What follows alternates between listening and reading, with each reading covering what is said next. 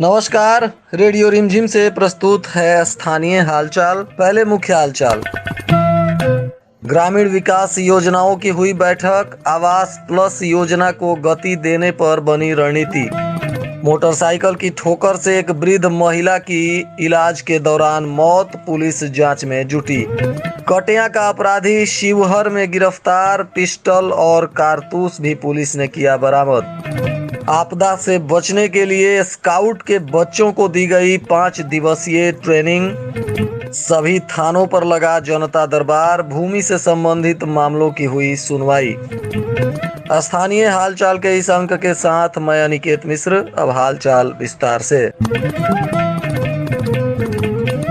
गोपालगंज के जिलाधिकारी डॉक्टर नवल किशोर चौधरी के निर्देश पर डीआरडीए की अध्यक्षता में जिला ग्रामीण विकास अभिकरण की समीक्षात्मक बैठक की गई, जिसमें आवास योजना के लंबित मामलों की प्रखंडवार समीक्षा के साथ साथ आवास प्लस योजना में पेंडिंग आवासों की भी समीक्षा की गई। इस दौरान बैठक में मौजूद सभी प्रखंड विकास पदाधिकारी को निर्देशित किया गया कि प्रत्येक दिन सुबह 7 बजे इंदिरा आवास सहायक पर्यवेक्षक और अपने पंचायत में अपूर्ण आवास के लाभुकों से मिलेंगे और उन्हें आवास बनाने के लिए प्रेरित करेंगे। इस दौरान बताया गया कि बहुत से ऐसे लाभुक हैं जो राशि लेने के उपरांत आवास नहीं बना सके हैं। उन पर नीलाम पत्र और वाद की कार्रवाई की गई है। यदि वह लाभुक 1 सप्ताह के अंदर आवास बनाने का कार्य प्रारंभ नहीं करता है अथवा आवास की राशि वापस नहीं करता है तो उसे जेल भेजने का भी निर्देश दिया गया। सभी प्रखंड विकास पदाधिकारी को प्रत्येक दिन संध्या में 1 घंटा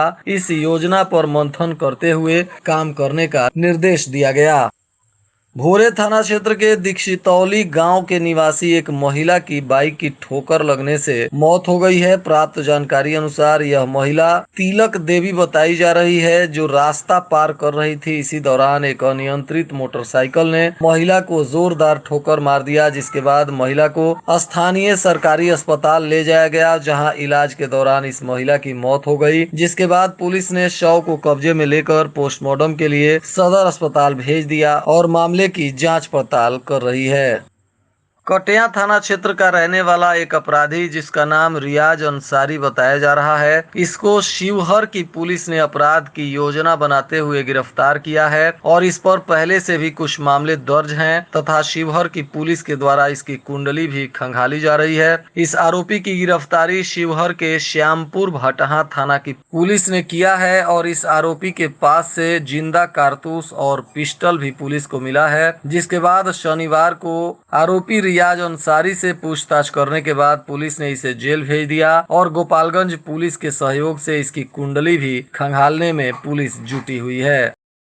गोपालगंज के भारत स्काउट और गाइड की जिला इकाई के टीम को थाने में आपदा से बचने के लिए 5 दिवसीय प्रशिक्षण दिया गया। इस दौरान दर्जनों बच्चों ने संगठन के जिला आयुक्त रवि कुमार सिंह के नेतृत्व में इस प्रशिक्षण को प्राप्त किया। इसमें आपदा से कैसे बचें, सड़क सुरक्षा, प्लास्टिक टाइड टर्नर, शराबबंदी, दहेज प्रथा, पल्स पोलियो अभियान को लेकर बच्चों में जन जागरूकता भी फैलाया गया और इससे बचने के लिए बच्चों को प्रशिक्षित भी किया गया तथा जल को कैसे बचाएं, पर्यावरण का संरक्षण कैसे करें। नुक्कड़ नाटक के माध्यम से बच्चों को और समाज के लोगों को भी जागरूकता फैलाने की प्रयास की गई। झांकियों के माध्यम से भारत माता, 7 शहीद और गांधी जी का अमर संदेश भी दिखाया गया।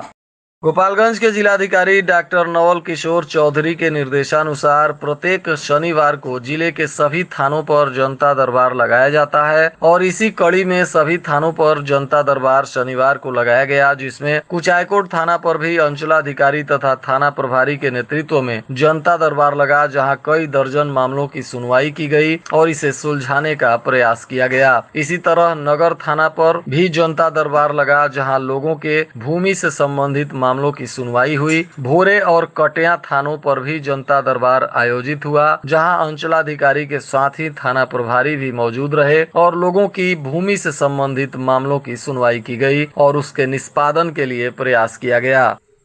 लगातार बदलते हुए मौसम को देखकर स्वास्थ्य विभाग अलर्ट है और ऐसे मौसम में लोग बच्चों को एसी या कूलर में रखना ज्यादा पसंद करते हैं, लेकिन इसके वजह से शिशुओं में निमोनिया के संक्रमण की संभावना बढ़ जाती है। जिसको देखते हुए बदलते मौसम में निमोनिया से बचाव के लिए शिशुओं और बच्चों का विशेष ख्याल रखने की जरूरत है। दरअसल बच्चों की रोग प्रतिरोधक क्षमता बहुत कमजोर होती है, जिसके कारण इस बीमारी की चपेट में उनके आने की संभावना अधिक रहती है। क्योंकि निमोनिया सांस से जुड़ी गंभीर बीमारी है, यह बैक्टीरिया, वायरस और फंगल के वजह से फेफड़ों में संक्रमण फैला देता है। इस वजह से सांस लेने में बच्चों को तकलीफ होती है। ऐसे में स्वास्थ्य विभाग भी इससे निपटने के लिए अलर्ट है और सभी लोगों से स्वास्थ्य विभाग ने निवेदन किया है कि बदलते मौसम में बच्चों का विशेष ख्याल रखें।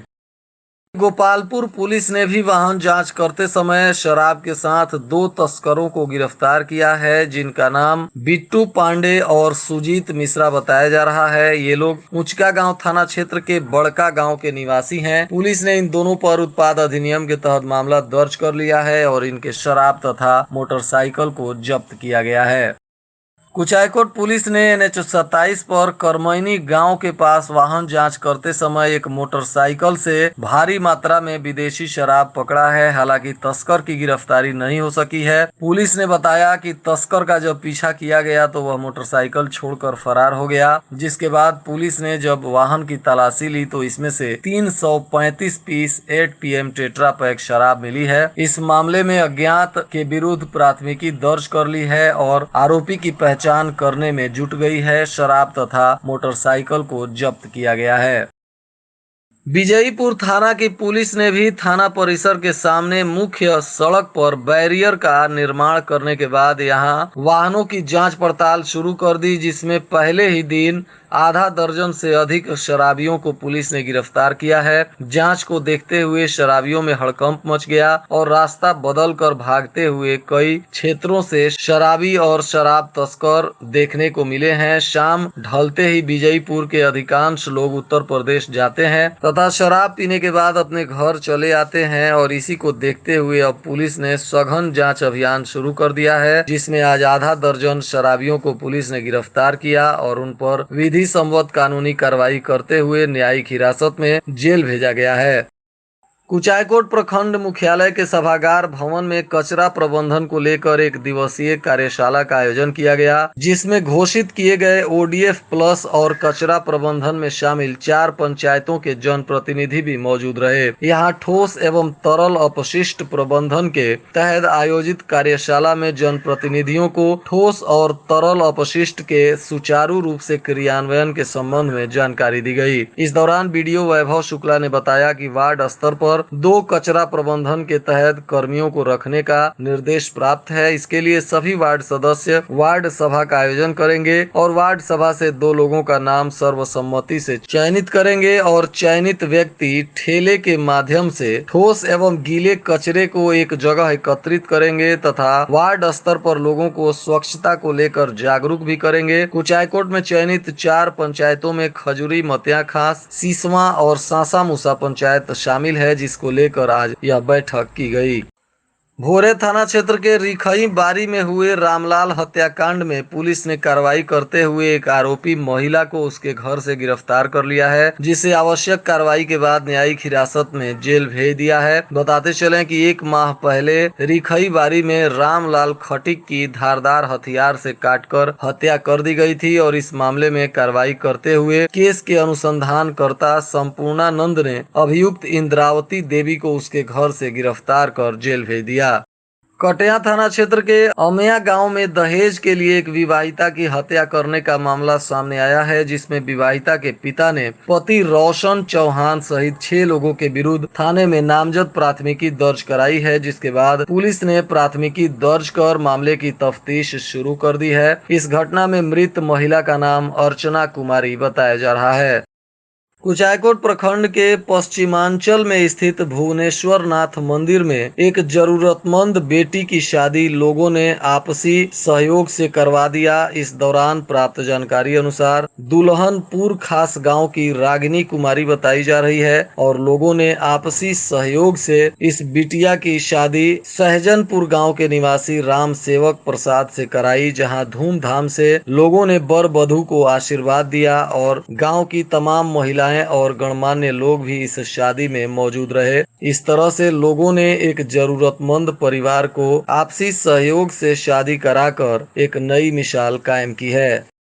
शनिवार को जदयू के जिला कार्यालय पर भारत के पूर्व प्रधानमंत्री भारत रत्न स्वर्गीय राजीव गांधी जी की 31वीं पुण्यतिथि मनाई गई। इस पर सभी जदयू नेताओं ने उन्हें विनम्र श्रद्धांजलि अर्पित करते हुए उन्हें नमन किया। इसकी जानकारी जदयू प्रवक्ता प्रमोद पटेल ने दी। उन्होंने कहा कि राजीव गांधी ने देश में बापू के सपने को साकार करते हुए पंचायती राज व्यवस्था को मजबूत किया है। गाँव के होनहार गरीब परिवार के बच्चों को उच्च शिक्षा प्राप्त हो सके, इसके लिए नवोदय विद्यालय की स्थापना की। हम उन्हें आधुनिक भारत के निर्माता के रूप में भी याद करते हैं और देश ने उन्हें भारत रत्न से भी सम्मानित किया है।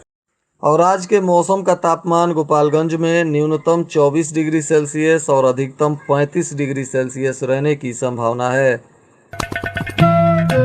अंत में मुख्य हालचाल एक बार फिर। ग्रामीण विकास योजनाओं की हुई बैठक। आवास प्लस योजना को गति देने पर बनी रणनीति। मोटरसाइकिल की ठोकर से एक वृद्ध महिला की इलाज के दौरान मौत, पुलिस जांच में जुटी। कटिया का अपराधी शिवहर में गिरफ्तार। पिस्टल और कारतूस भी पुलिस ने किया बरामद। आपदा से बचने के लिए स्काउट के बच्चों को दी गई 5 दिवसीय ट्रेनिंग। सभी थानों पर लगा जनता दरबार। भूमि से संबंधित मामलों की हुई सुनवाई। इसके साथ ही रेडियो रिमझिम से प्रसारित स्थानीय हालचाल का यह अंक समाप्त हुआ। नमस्कार।